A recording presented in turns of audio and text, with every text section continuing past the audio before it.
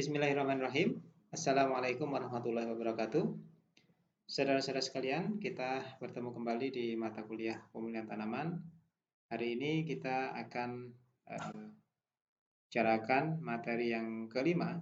Kita sudah akan mulai masuk di metode pemulihan. Setelah kita beberapa pertemuan kemarin, kita masih membicarakan tentang bagaimana keragaman genetik, kemudian meningkatkan keragaman genetik, bagaimana tanaman berkembang biak, dan seterusnya. Hari ini kita akan mulai masuk di bagaimana cara memuliakan tanaman. Nah, tetapi kita nanti akan membagi menjadi dua, metode pemulihan tanaman atau sebenarnya intinya adalah metode seleksi karena nanti semuanya materinya tentang seleksi. Metode seleksi pada tanaman menyerbu sendiri dulu, nanti kita akan selesaikan. Berikutnya baru kita bicarakan metode seleksi untuk tanaman menyerbuk silang. Kenapa harus dipisahkan? Ya memang karena seperti yang sudah saya sampaikan di materi sebelumnya, karena metode seleksi akan berbeda untuk metode perkembangbiakan tanaman yang berbeda, makanya metode seleksinya dipisahkan. Baik, saya ingatkan sekali lagi tentang apa itu seleksi ya. Seleksi itu adalah prosedur pemuliaan yang berupa pemilihan suatu genotip. Jadi yang kita pilih adalah genotip dari satu populasi. Meskipun nanti yang diamati sebagai variabel pengamatannya itu tetap fenotip. Tapi pada dasarnya kita sedang memilih genotip.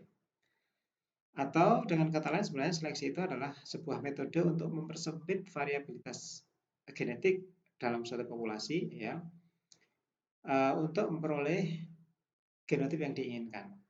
Artinya kita punya populasi awal, kemudian kita seleksi menjadi populasi yang baru, di mana susunan genotip dari populasi baru itu yang kita inginkan. Baik,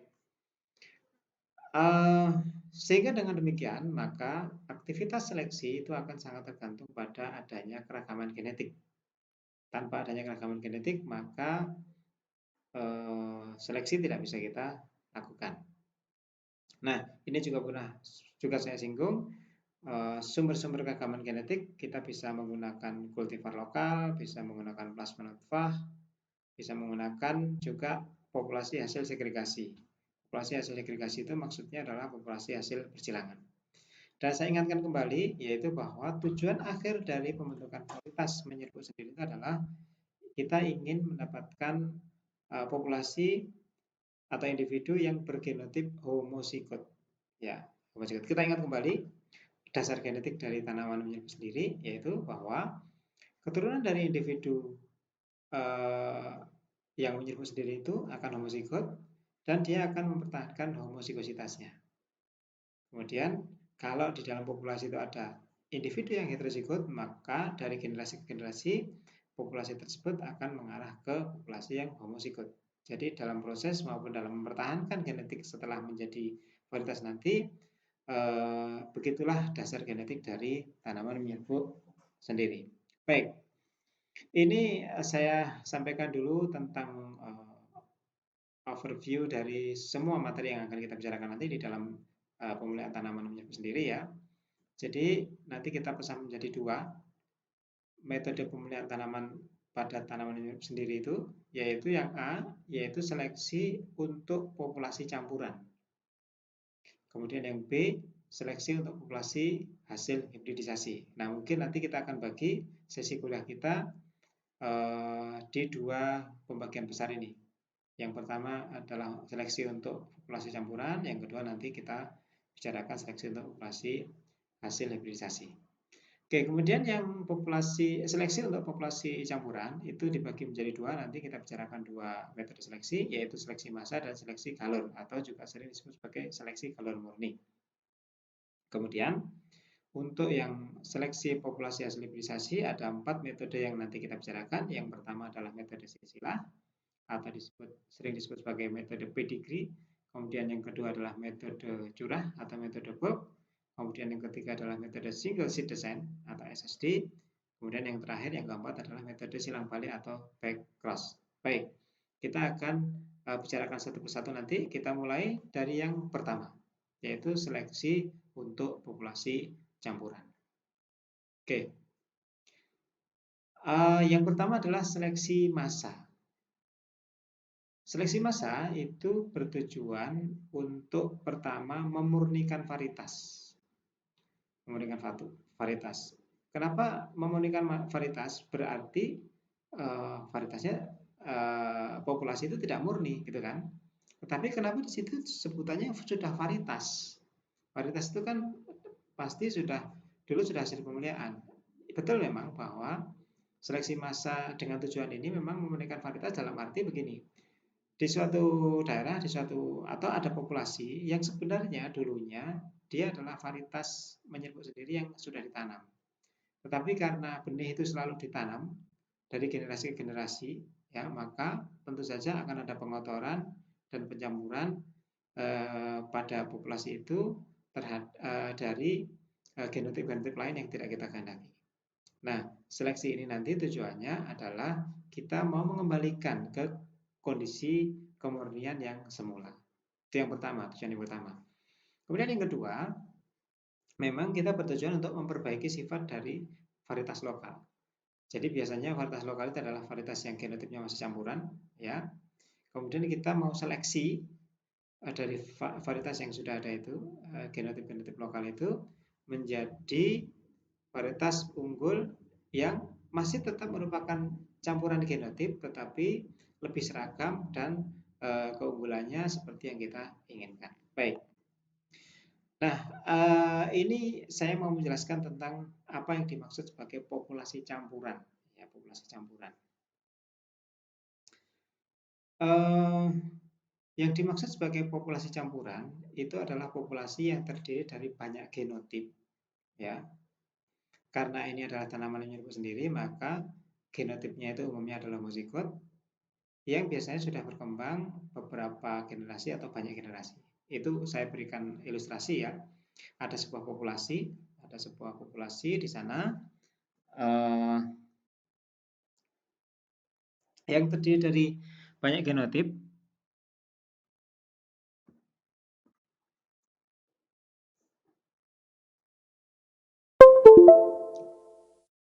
Jadi ada sebuah populasi, ya, yang terdiri dari banyak genotip. Saya gambarkan di situ, ya, genotipnya A besar A besar, B besar B besar. Maksudnya A besar besar itu satu individu, ya. B besar juga satu individu. Ini hanya untuk menggambarkan saja. Anda lihat di situ mayoritasnya adalah homozigot. Ada beberapa memang yang heterozigot. Nah, seleksi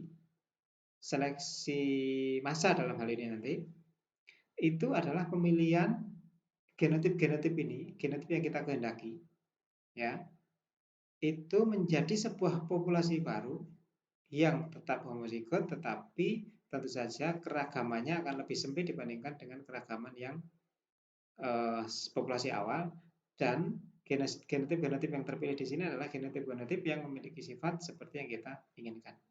Jadi mungkin kita punya populasi ini sebagai varietas baru, atau mungkin punya populasi yang lain dan komposisi yang berbeda, dan seterusnya. Jadi dari satu kegiatan seleksi ini bisa saja kita hasilkan beberapa varietas, tergantung nanti kita membuat pengelompokannya. Baik, itu sebagai gambaran tentang apa itu populasi campuran. Nah, kemudian bagaimana prosedurnya?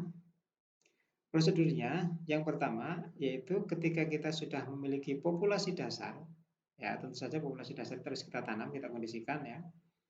Kemudian kita pilih individu-individu terbaik dari populasi tersebut berdasarkan fenotip pemilihannya, ya, yang sesuai dengan kriteria seleksi.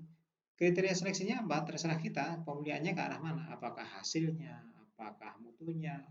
Hasil itu maksudnya kalau padi misalnya berat gabahnya gitu, ya, atau mungkin kalau tanaman yang lain mungkin kadar minyaknya dan seterusnya. Kemudian yang kedua, setelah kita tanam dan kita pilih individu tadi yang terpilih, maka biji dari individu-individu terpilih tadi itu dipanen.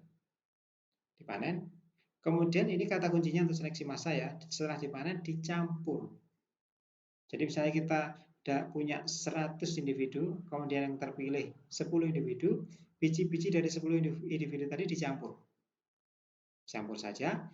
Kemudian dari campuran biji tadi, kalau campuran biji itu banyak sekali, kemungkinan nanti di generasi berikutnya kita tidak bisa menangani semua, maka kita ambil saja secara acak. Sudah kita campur dulu, kita ambil secara acak, kemudian kita tanam di generasi berikutnya. Kemudian di generasi kedua tersebut kita lakukan sekali lagi, ya pemilihan fenotip-fenotip yang baik, yang sesuai dengan kriteria yang sama dengan yang tadi kita lakukan di tahap pertama tadi, ya. Kemudian setelah itu biji-biji dari individu terpilih kita panen, dicampur lagi, ya. Kemudian kalau terlalu banyak, kita seperti tadi kita ambil saja secara acak, banyaknya kita mengambil tergantung dari seberapa besar kita sanggup menanganinya, ya. Kemudian kita tanam lagi di generasi berikutnya. Kemudian begitu seterusnya kita tanam lagi, kita pilih lagi sampai kita merasa cocok, merasa puas dengan karakter yang sudah ditampilkan oleh populasi di generasi yang pada saat itu kita amati. Itu ya. Itu adalah prosedur dari seleksi massa. Cukup sederhana karena ini memang seleksi yang paling primitif ya, yang sudah dilakukan oleh manusia. Sederhana sekali. Nah, ini mungkin bisa memperjelas prosedur seleksi massa tadi dengan infografis ya. Ketika kita punya sumber populasi tadi, populasi dasar, kita melakukan seleksi ya, kemudian kita tanam dalam peta, kemudian kita pilih lagi, kita tanam lagi, dicampur ya, dicampur bijinya, kita tanam lagi dan seterusnya. Nah, tentang sampai seberapa generasi kita mau menghentikan proses ini ya terserah dari itu tadi. Kita sudah merasa cukup mendapatkan penampilan populasi menurut kehendak kita atau belum. Satu hal yang harus diperhatikan yaitu dalam hampir setiap kegiatan seleksi, selain karakter yang kita kehendaki itu sudah muncul, kita juga menghendaki adanya keseragaman. Keseragaman dari penampilan-penampilan karakter yang lain, khususnya untuk penampilannya. Sebagai gambaran begini, misalnya Anda menseleksi padi untuk hasil misalnya. Hasilnya sudah oke, seleksi massa ini ya. Hasilnya sudah oke, populasi itu hasilnya sudah oke, sudah sesuai dengan kriteria Anda. Cuma masalahnya ternyata umur dari individu-individu dalam populasi itu tidak sama. Itu kan satu hal yang merepotkan. Padi, Anda tahu cara panennya adalah dibabat bareng-bareng gitu. Kalau umurnya tidak sama kan nanti jadi susah. Umur masaknya jadi tidak sama nanti. Itu adalah jadi sesuatu karakter yang lain di luar kriteria seleksi kita yang harus kita perhatikan keseragamannya. Mungkin juga penampilannya ya, tinggi pendeknya tanaman dan seterusnya kita usahakan seragam juga. Meskipun yang paling utama tadi adalah yang hasilnya. Oke, itu sekedar tambahan informasi. Saya lanjutkan. Tadi di dalam bagan tadi disebutkan ada istilah rogyu ya. Rogyu itu artinya membuang tanaman yang tidak baik. Nah, memang dalam hal ini seleksi itu bisa dilakukan dengan dua cara ya, bisa positif, bisa negatif. Seleksi positif itu maksudnya gimana? Seleksi positif itu maksudnya kita memilih individu-individu yang dikehendaki. Jadi individu-individu yang terpilih itulah yang kita ambil untuk ditanam di generasi berikutnya. Tapi ada juga cara seleksi negatif namanya. Caranya bagaimana? Prinsipnya sama saja sebenarnya, tetapi prakteknya di lapangan yang sedikit berbeda. Seleksi negatif itu adalah kita menanam, kemudian individu yang tidak dikehendaki itu dibuang. Kalau padi ya bisa dibabat gitu ya. Dan individu yang dikehendaki itu dibiarkan hidup di situ. Itulah nanti yang kita panen. Ya. Nah, masalahnya adalah nanti teknis di lapangan itu bisa berbeda-beda. Kalau variabel pengamatannya, variabel seleksinya juga berbeda-beda. Gitu ya. Sebagai contoh begini. Jika variabel seleksinya itu adalah kadar minyak biji, maka gimana cara seleksinya? Kadar minyak biji itu kan harus diamati ketika tanaman sudah dipanen, kemudian bijinya diekstrak minyaknya, diamati, kita baru tahu karakter-karakter kadar minyak biji dari masing-masing individu. Nah, otomatis dengan seperti itu, kan kita tidak bisa memilih tanaman yang baik sebelum tanaman itu menghasilkan. Jadi, otomatis kita harus mengamati semua tanaman. Misalnya kita punya 100 tanaman, 100 tanaman itu harus kita panen semua, kita ekstrak semua minyaknya, kita baru akan dapatkan data individu mana yang kadar minyaknya tinggi. Setelah itu kita baru bisa memilih. Ya, kita baru bisa memilih. Kalau karakter itu karakter vegetatif misalnya di awal sudah bisa kita amati, bisa saja kita lakukan di awal gitu ya. Artinya kita memilih tanaman sebelum tanaman keluar bijinya bisa dilakukan. Artinya menandai saja ya, oh ini tanaman yang baik yang akan saya pilih meskipun pada akhirnya nanti tetap kita harus menunggu panen, tapi setidaknya kita hanya menunggu panen dari yang sudah terpilih tadi. Itu ya. Jadi variabel pengamatan untuk seleksi itu menentukan teknis di lapangannya nanti. Baik. Kemudian yang lain informasinya juga bahwa seleksi itu bisa dilakukan secara langsung maupun tidak langsung. Ini juga berkaitan dengan yang barusan saya sampaikan tadi. Seleksi langsung itu maksudnya begini, kita melakukan seleksi itu pada karakter yang memang kita mau seleksi itu. Misalnya hasil tadi, hasil padi, gabah, ya berarti kita harus menimbang gabahnya itu. Gitu. Tetapi seleksi bisa juga kita lakukan secara tidak langsung. Ya. Tidak langsung itu gimana? Seleksi kita lakukan pada penanda seleksi namanya atau marka seleksi. Kita akan bicarakan itu nanti. Ya, oke. Apa itu marka seleksi atau penanda seleksi?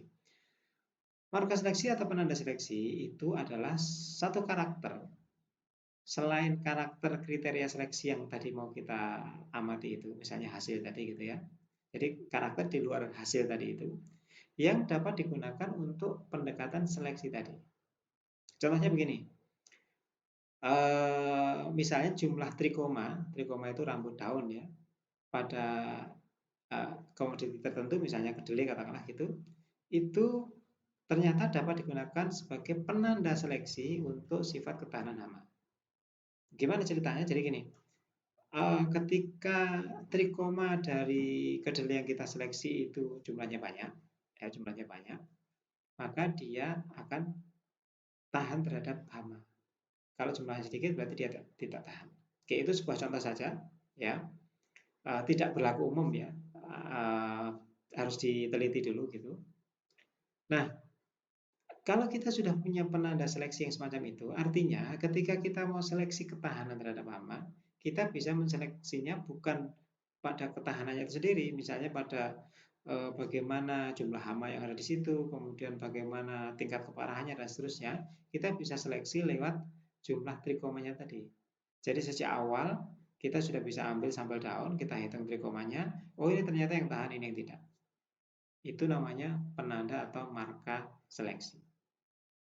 Oke, nah berkaitan dengan marka atau penanda seleksi ini, maka tentu saja ini Anda bisa pikirkan, nanti Anda logika sebenarnya, nggak usah dihafalkan ya.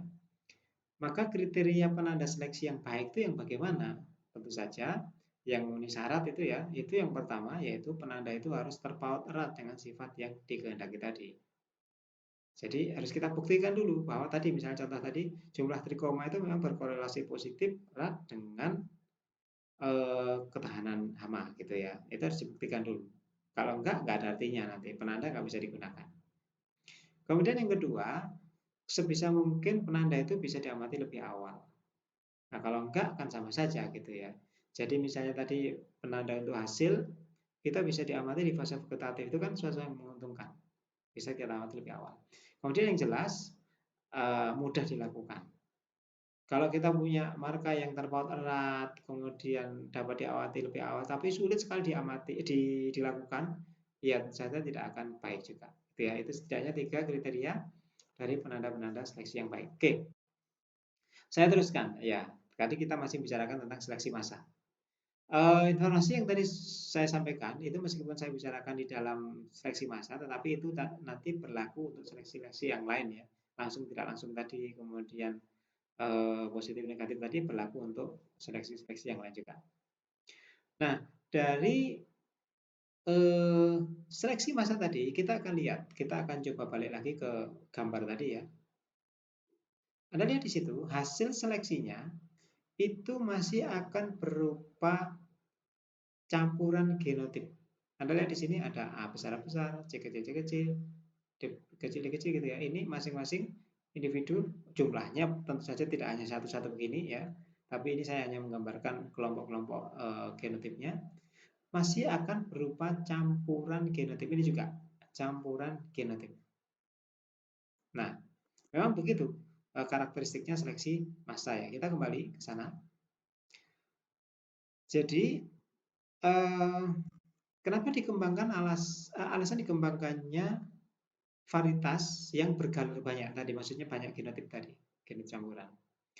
Ada untungnya sebenarnya dengan sebuah varietas itu mempunyai genotip yang banyak. Yang pertama misalnya, varietas itu dapat beradaptasi luas karena dapat menyesuaikan diri terhadap lingkungan yang beragam. Ya, kalau genotipnya banyak, ya beberapa, itu tentu saja kan sifat responnya terhadap lingkungan kan juga macam-macam. Jadi kalau dikembangkan di daerah yang berbeda, pasti ada, kalau misalnya ada yang tidak tahan, kemungkinan besar ada yang tahan. Gitu. Jadi nanti populasi itu atau varietas itu masih tetap relatif bisa bertahan di dalam lingkungan yang beragam tadi. Kemudian ini yang kedua hampir sama sebenarnya, memberikan kestabilan hasil walaupun kondisi alamnya berbeda. Kemudian yang ketiga itu aspeknya lebih ke lingkungan juga sebenarnya, cuma lebih ke serangan HPT. Genotip atau populasi campuran ini itu lebih dapat bertahan terhadap kerusakan yang menyeluruh akibat serangan suatu penyakit atau hama juga bisa. Kenapa? Karena biasanya kalau genotipnya beragam, tingkat ketahanannya terhadap serangan hama dan penyakit juga beragam, sehingga kalau misalnya kita menanam dalam satu populasi, ada penyakit tertentu datang, menyerang satu dua genotip, oke nggak masalah, tetapi ada genotip lain yang masih bisa bertahan. Bayangkan kalau eh, yang kita tanam itu monogenotip, genotipnya tunggal, ya genotipnya tunggal, satu saja. Ketika ada penyakit datang, kemudian menyerang. Kalau dia bisa menyerang satu individu, berarti karena genotip populasi itu sama, maka dia pasti bisa menyerang genotip yang lain. Dan itu risikonya besar. Gitu ya. Jadi itu keuntungan kenapa meskipun varietas ini nanti terdiri dari banyak galur, maka itu tetap menguntungkan. Dan ini nanti akan menjadi kebalikan ya. Kalau di sini menjadi keuntungan, akan menjadi kerugian di metode seleksi yang berikutnya nanti akan saya jelaskan. Baik, kita luruskan dulu. Kekurangannya apa? Ya ini kebalikannya tadi. Kekurangannya menjadi kurang menarik kalau genotipnya banyak karena beragam ya. Makanya tadi salah satu triknya kita harus mencari yang relatif seragam ya. Meskipun itu pasti nanti akan tetap kurang seragam dibandingkan dengan hasil seleksi galur murni, seleksi yang nanti akan kita bicarakan. Ya. Jadi menjadi kurang menarik, mungkin tinggi tanamannya tidak sama, penampilannya tidak sama dan seterusnya. Kemudian yang kedua, kekurangannya adalah kita lebih sulit untuk memberikan tanda pengenal dari program seleksi benih nanti. Maksudnya gimana? Ya kalau kita mau memberi identitas pada sebuah populasi itu mestinya kan populasi yang seragam kan. Kalau populasi itu tidak seragam, gimana kita memberi identitas? Kan repot. Ya. Jadi agak sulit nanti kita memberi pengenal. Cirinya gimana sih populasi itu gitu. Kalau beragam kan jadi repot gitu ya. Oke. Kemudian yang ketiga, biasanya memberikan hasil lebih rendah. Ya. Memang biasanya hasilnya lebih rendah dibandingkan tadi yang kalori murni misalnya. Tetapi tadi karena ini tetap dilakukan seleksi ini karena tadi ada keuntungan-keuntungan yang diperoleh untuk mengkompensasi kerugian yang ketiga ini. Gitu ya. Baik. Kita teruskan sekarang. Kemudian yang kedua, setelah tadi yang pertama kita bicarakan tentang seleksi massa, kita bicarakan sekarang seleksi galur murni. Nah, untuk tahu apa itu seleksi galur murni, kita harus tahu dulu galur atau galur murni itu apa gitu ya. Galur itu adalah galur itu adalah individu-individu yang dikembangkan melalui penyerbukan sendiri dari tanaman tunggal. Jadi kalau ada tanaman satu individu, kemudian individu ini melakukan penyerbukan sendiri atau selfing, kemudian biji-bijinya itu kita tanam dari satu tanaman tadi, maka satu populasi generasi baru ini dari satu tanaman tadi itu disebut galur, satu galur. Kalau nanti ada tanaman lain dikembangkan begitu, dia adalah galur yang berbeda. Dia itu adalah galur. Kemudian apa itu galur murni? Galur itu dianggap suatu galur murni kalau dia memiliki genotip tunggal. Ya, populasinya itu terdiri dari individu-individu yang homozigot dan hanya satu saja genotipnya, satu macam. Itu disebut sebagai galur murni. Galur murni ini biasanya bisa dibentuk dari selfing yang terus-menerus tadi yang dijaga gitu ya. Tidak boleh ada polen lain yang menyerbuki individu tersebut. Kalau begitu nanti kita akan bisa mendapatkan galur murni. Ini prinsipnya ya galur murni. Dengan mengetahui ini sebenarnya Anda pasti sudah punya gambaran gimana sih nanti seleksi galur murni itu harus dilakukan. Oke, kita bicarakan seleksi galur murni. Tujuan dari seleksi galur murni ini adalah mendapatkan varietas ya yang dikembangkan dari individu homozigot superior. Varietas yang superior ya dikembangkan dari genotip-genotip yang ada pada sebuah populasi campuran tadi. Tetap pemilihannya berdasarkan fenotip meskipun pada dasarnya kita memilih genotip ya. Dan keberhasilannya ini tergantung dari ragam tanaman yang homozigot. Sudah seberapa besar, ada berapa banyak individu homozigot yang di situ yang memiliki genotip baik gitu. Hasilnya nanti akan berupa galur murni. Nanti akan saya berikan ilustrasi bedanya antara seleksi massa dan seleksi galur murni ya. Kemudian populasi campurannya itu bisa berupa varietas lokal. Sama sebenarnya dengan yang tadi juga bisa populasi dasarnya itu bisa berupa varietas lokal. Tapi kita memurnikan kalau dalam metode seleksi yang ini. Oke. Nah, ini kelebihannya ini merupakan kekurangan dari seleksi massa tadi. Kelebihannya yaitu dia lebih menarik karena lebih seragam. Karena satu genotip saja dalam satu populasi. Ya. Kalau satu genotip otomatis kan fenotipnya juga seragam. Kemudian lebih mudah diidentifikasi tadi, memberikan identitasnya jelas. Oh, varietas ini adalah varietas yang hasilnya sekian atau warna kulit bijinya begini gitu ya. Itu karena satu gampang diberi identitas. Kemudian hasilnya biasanya lebih tinggi dibandingkan yang tadi. Cuma kekurangannya tadi yang menjadi kelebihan dari seleksi massa tadi, dia kurang adaptif terhadap perubahan lingkungan karena satu genotip kalau ada tantangan lingkungan yang cukup ekstrim dan genotip itu tidak tahan, maka semuanya tidak tahan, gitu ya. Jadi kurang adaptif terhadap perubahan lingkungan. Oke, ini prosedurnya. Prosedurnya juga mirip dengan tadi. Nanti ada satu kata kunci yang membedakan antara seleksi massa dan seleksi galur murni. Tahap pertama, kita harus memilih individu-individu terbaik dalam tanda petik di sini ya, sesuai dengan kriteria ya, dari populasi dasar. Nah, karena kita akan memilih atau menghasilkan atau kita menghendaki hasilnya nanti adalah galur murni, maka kita harus memastikan penyerbukannya itu terjadi secara penyerbukan sendiri dari individu-individu yang terpilih. Ya. Oke. Nah, ini tantangan ya, tantangan. Kenapa? Sebagai contoh misalnya kita mau menseleksi hasil padi. Kalau kita tidak punya marka seleksi, hasil padi kan diketahui baru setelah dia panen. Sementara dia harus di-shelving untuk mendapatkan hasil yang bagus, untuk mendapatkan galur murni. Nah, gimana ceritanya kita bisa melakukan shelving sementara pengamatannya baru selesai setelah panen. Terus gimana caranya? Ya caranya mau nggak mau ada dua cara ya. Kita punya marka seleksi tadi sehingga kita sudah bisa menentukan dulu mana individu-individu yang nanti mau kita shelving. Atau yang kedua, ya semuanya kita shelving. Gitu ya, semuanya kita shelving baru nanti hasilnya kita ketahui, oh nomor-nomor inilah yang potensial. Itu adalah caranya. Kemudian tahap kedua, setelah tadi kita shelving, terpilih mana yang baik, maka keturunan dari individu yang terpilih tadi kita tanam. Nah, ini kata kuncinya yang membedakan dengan seleksi massa tadi. Kalau yang seleksi massa tadi itu nanamnya dengan cara dicampur bijinya, sehingga konsekuensinya tadi akan didapatkan genotip yang campuran, ya. Maka untuk seleksi galur murni ini nanamnya harus dipisah dalam baris-baris, satu galur, satu baris.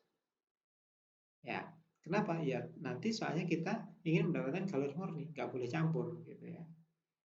Jadi ini bedanya, beda prinsipnya. Yang seleksi massa tadi setelah dipilih tadi biji dicampur, yang galur murni ini harus ditanam dalam baris-baris yang terpisah dan nanti dipanen juga dipisahkan lagi bijinya, gitu ya. Oke, biasanya penilaian itu dilakukan sampai 7-8 generasi, ya. Biasanya penilaian ditekankan pada galur dengan sifat yang terbaik, kemudian juga itu tadi sudah saya sampaikan keseragaman dalam galur, terutama dalam galur ya, karena nanti kita akan mengeluarkan varietas galur murni. Keseragaman dalam galurnya diperhatikan. Perhatikan. Oke. Kemudian tahap ketiga, ketika jumlah galurnya sudah terbatas, jadi nanti ketika kita seleksi galur murni ini, di awal mungkin kita pilih agak banyak. Ya, kemudian semakin lanjut generasinya, pasti nanti akan banyak, oh ini nggak jadi saya pilih karena ada begini-begini. Oh ini nggak jadi dipilih karena begini-begini. Misalnya awalnya kita dari 100 memilih 10, nanti tinggal 5, tinggal 3, dan seterusnya. Ya, kalau kemudian kita sudah mendapatkan galur yang terbatas, kita bisa melakukan pengujian dalam ulangan. Jadi misalnya dari satu galur itu kita dapatkan 1000 biji misalnya gitu ya, ya kita bagi 5 misalnya, kita tanam dalam 5 ulangan, gitu. Dalam 5 ulangan. Oke, ini adalah gambar tentang prosedur seleksi galur murni. Anda amati di situ bedanya dengan yang tadi itu, kalau di seleksi massa tadi di sini ada istilah bulk gitu. Bulk itu maksudnya bijinya dicampur gitu ya. Kalau ini nanti bijinya ditanam dalam baris-baris yang terpisah-pisah. Anda perhatikan di sini, berikutnya juga ditanam dalam baris terpisah-pisah. Kemudian tadi ya generasi ke-6 tadi mulai ditanam dalam petak-petak. Ini sering disebut sebagai uji daya hasil pendahuluan.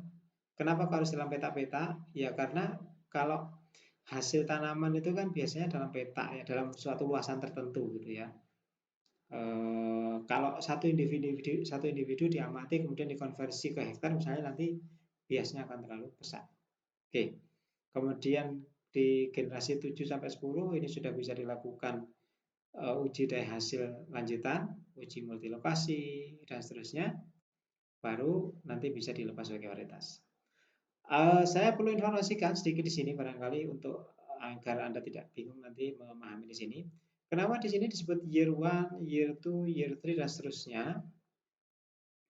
Kalau kita di Indonesia dalam dengan kondisi Indonesia ini mungkin lebih cocok kita sebut ini sebagai generasi sebenarnya ya. Generasi 1, generasi 2, generasi 3. Nah, begitu. Karena bisa saja kita menanam 2 generasi itu dalam tahun yang sama gitu. Kita di negeri tropis ini kan bisa menanam, taruhlah ini padi gitu ya, tanaman semusim yang umurnya 3-4 bulan, berarti kita bisa menanam padi itu setahun 3 kali bisa. Gitu ya. Jadi 3 generasi ini bisa kita tanam dalam 1 tahun. Gitu. Tapi mungkin untuk daerah-daerah yang subtropis, karena dia hanya bisa nanam sekali setahun, makanya mungkin di sini muncul istilah year 1, year 2. Gitu. Tahun pertama, tahun kedua, dan seterusnya. Oke, saya teruskan.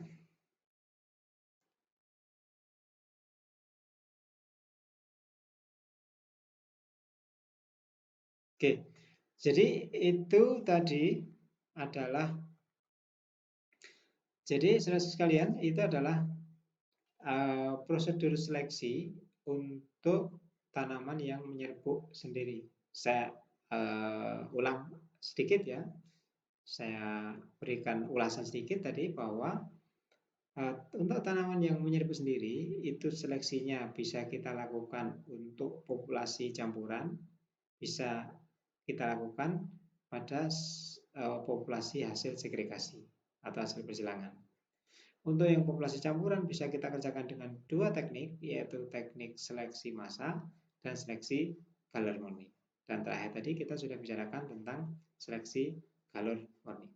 Nah, untuk sesi ini saya cukupkan di sini dulu. Nanti kita akan lanjutkan di sesi berikutnya, seleksi untuk populasi hasil persilangan atau seleksi populasi bersegregasi. Baik, saya tutup dulu sampai di sini. Kita ketemu pada sesi yang berikutnya. Assalamualaikum warahmatullahi wabarakatuh.